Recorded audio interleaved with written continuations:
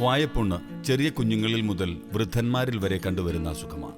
വായ്പുണ്ണ് ഭക്ഷണം കഴിക്കുവാനോ സംസാരിക്കുവാനോ കഴിയാത്ത വിധത്തിൽ വായ്പുണ്ണ് ചിലപ്പോൾ രൂക്ഷമായി തീരാറുണ്ട്. നിരവധി കാരണങ്ങൾ കൊണ്ട് ഈ രോഗം വരാറുണ്ട്. വൈറ്റമിൻ ബിയുടെ കുറവാണ് രോഗത്തിന്റെ പ്രധാന ഘടകമായി കണക്കാക്കുന്നത്. കൂടാതെ ഉറക്കക്കുറവ്, മാനസിക സംഘർഷം, മലബന്ധം, ദഹന പ്രശ്നം തുടങ്ങിയ കാരണങ്ങളും ചിലരിൽ ഈ രോഗം കണ്ടുവരാറുണ്ട്. വായ്ക്കുള്ളിൽ കവിളിന്റെ ഉൾഭാഗത്തും മോണകളിലും നാക്കിലും തൊണ്ടയിലും വെളുത്തതോ ഇളം മഞ്ഞ നിറത്തിലോ വ്രണങ്ങൾ ഉണ്ടാവുന്നതാണ് രോഗലക്ഷണം. സാധാരണ ഒരാഴ്ച കൊണ്ട് അപ്രത്യക്ഷമാകുന്ന വ്രണങ്ങൾ ചിലരിൽ കൂടുതൽ കാലം നിലനിന്നേക്കാം. വായിലെ വ്രണങ്ങൾ മൂലം ഭക്ഷണം കഴിക്കുവാനും പല്ലുകൾ ബ്രഷ് ചെയ്യുവാനും കഴിയാത്ത അവസ്ഥയിലായിരിക്കും. വൈറ്റമിൻ ബിയുടെ കുറവ് മൂലം ഉണ്ടാകുന്ന വായ്പുണ്ണ് സമീകൃത ആഹാരം കഴിക്കുകയും കൂടെ ബി കോംപ്ലക്സ് ഗുളികകൾ കഴിക്കുകയും ചെയ്താൽ സുഖപ്പെടുന്നതായി കണ്ടിട്ടുണ്ട്. വൈറ്റമിൻ ബി കൂടുതലുള്ള മോര്, പഴവർഗ്ഗങ്ങൾ, പച്ചക്കറികൾ, ഇലക്കറികൾ, കരൾ, മത്സ്യം എന്നിവയാണ് ഭക്ഷണത്തിൽ ഉൾപ്പെടുത്തേണ്ടത്. സ്ഥിരമായി ഉറക്കമൊഴിയുന്നവരിലും ഇടയ്ക്കിടെ വായ്പുണ്ണ് കാണാറുണ്ട്. ആവശ്യത്തിന് ഉറങ്ങുകയും ധാരാളം ശുദ്ധജലം കുടിക്കുകയും ചെയ്താൽ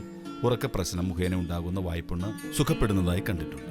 മലബന്ധമുള്ളവരിലും വായ്പുണ്ണ് സാധാരണമാണ്. മരുന്നിന്റെ സഹായത്താലോ ഭക്ഷണ ക്രമീകരണം കൊണ്ടോ മലബന്ധം പരിഹരിക്കാവുന്നതാണ്. ആദ്യം ചെയ്യേണ്ടത് ഇതിനായി നാരുകൾ കൂടുതലടങ്ങിയ ഭക്ഷണം കഴിക്കുക എന്നതാണ്. നിരന്തരം മാനസിക സംഘർഷത നേരിടുന്നവരിലും സ്ഥിരമായി വായ്പുണ്ണ് കണ്ടുവരാറുണ്ട്. മനസ്സിന്റെ സംഘർഷം കുറയ്ക്കുന്ന വിനോദങ്ങളിൽ ഏർപ്പെടുക, യോഗയിലൂടെയും മറ്റും മനസ്സിന്റെ പിരിമുറുക്കം കുറയ്ക്കുകയും ചെയ്താൽ പ്രശ്നം നേരിടാനാവും.